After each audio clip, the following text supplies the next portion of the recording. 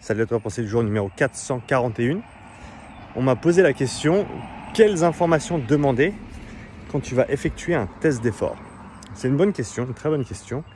Et donc je vais y répondre aujourd'hui. Avant ça, petit update, les news. Donc je me trouve à Bordeaux actuellement. Petite marche du soir après une grosse journée à CrossFit Frankton. Merci Guillaume et toute ton équipe pour votre accueil.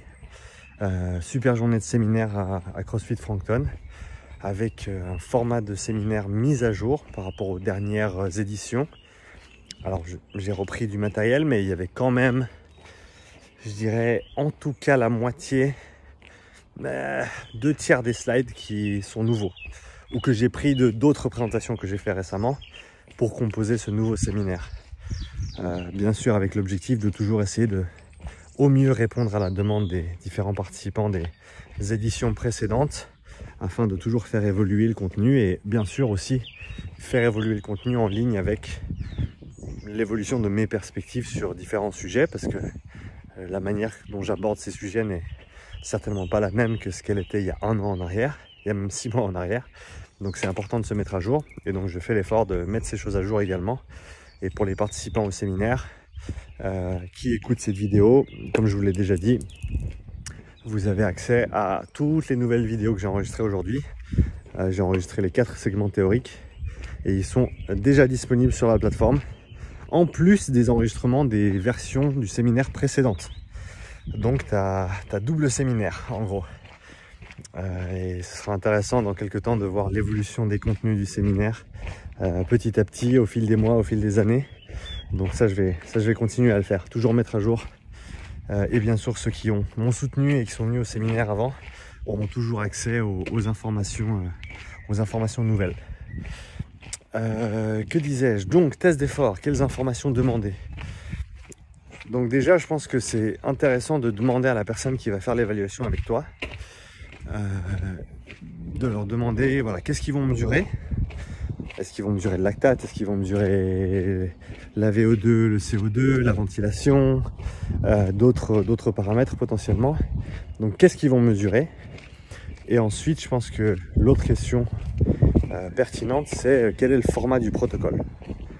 Et pourquoi est-ce que tu as choisi ce protocole? Je pense que ça vaut la peine de demander pourquoi ils ont choisi tel ou tel protocole. À mon sens, étant une personne qui effectue ces évaluations assez fréquemment, tu devrais pouvoir répondre à cette question de manière assez simple et concrète. Comme j'en ai parlé aujourd'hui dans le séminaire, un protocole, c'est le meilleur compromis que tu as trouvé selon les informations que tu essaies de collecter. Et donc dans ce sens-là, tu devrais avoir une bonne raison pour avoir choisi un protocole plutôt qu'un autre. Donc la personne qui effectue l'évaluation en labo avec toi devrait pouvoir te répondre de manière assez claire. Si elle ne peut pas te répondre de manière claire, ça vaut peut-être la peine de creuser un petit peu plus. Donc quel protocole et pourquoi? Et ensuite, je dirais quelque chose d'autre qui est intéressant à demander, c'est quelle méthode d'évaluation, ou pardon, quelle méthode d'interprétation ils vont utiliser, ils vont employer pour analyser les données. Parce que les données, c'est une chose, mais ensuite, il y a comment tu les utilises. Donc déjà, je te dirais que si les paliers font moins de 3 minutes et que tu fais une évaluation de type échange gazeux, lactate ou autre, à mon avis, moins de 3 minutes, c'est problématique. 3 minutes, c'est juste. 4 minutes, ça commence à devenir convenable, même si...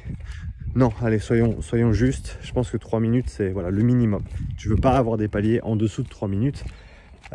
Si il y a des paliers en dessous de 3 minutes, tu dois t'assurer qu'ils aient fait une étape d'évaluation de la VO2 avant. Donc si tu n'as pas fait, je me rappelle plus ce que c'est exactement, 5 minutes ou 10 minutes à intensité basse et constante avec le masque sur le visage, qui va leur permettre d'établir en gros quelle est la VO2 pour tel effort. Prenons quelque chose de simple. Pour moi ce serait peut-être 100 watts par exemple sur le vélo, donc qui me ferait tourner 5 à 10 minutes avec le masque à 100 watts pour en gros déterminer ma VO2 à 100 watts. Parce que si ensuite tu effectues un test d'effort avec des paliers très courts, de l'ordre de 1 ou 2 minutes, le délai de réponse de la VO2 sera trop sera trop en retard par rapport aux différents paliers, ce qui fait que en fait tu vas même pas pouvoir déterminer la VO2 précisément à chaque palier.